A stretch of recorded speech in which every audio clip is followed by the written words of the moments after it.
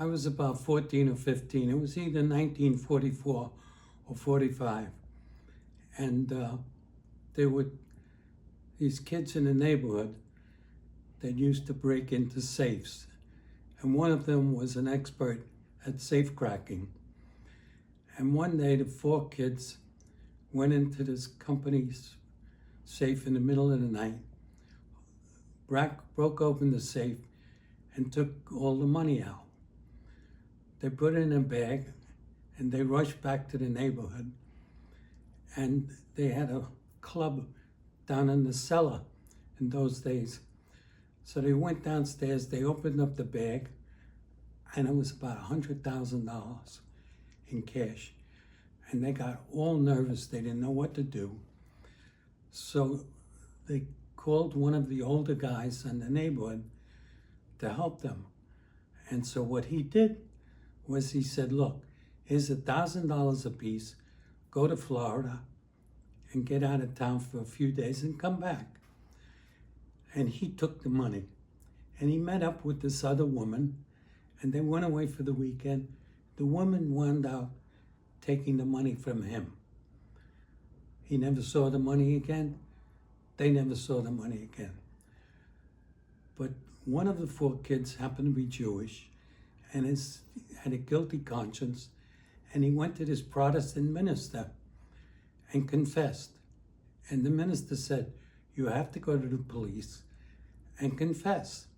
So he went to the police department and confessed. So they went to the factory where they stole the money, and they said, your safe was broken in, and there was $100,000. He said, no, I only lost $2,000. I didn't have 100. Where would I get $100,000? So it was wartime. So obviously it was black market money that the guy had been making. What happened was the cops didn't believe him, but what could they do? They couldn't do anything. But the kid who was the safecracker, he went to jail for 4 years. The Jewish kid, naturally, they let him off. He never mentioned the 3rd kid, so he got away with it. And the 4th kid went to jail for a few months because they were so young. The safecracker got out after 4 years, and his closest friend was a cop. So they were celebrating that he got out of jail, and they were drinking. They took a cab, and the cop got in a fight with the cab driver. He beats up the cab driver, and the cops come, and they arrest not the cop, but the safecracker who was on parole, and he went back to jail. And that was the end of that story. I thought there would be a punchline or moral. The moral is don't steal. Fair enough.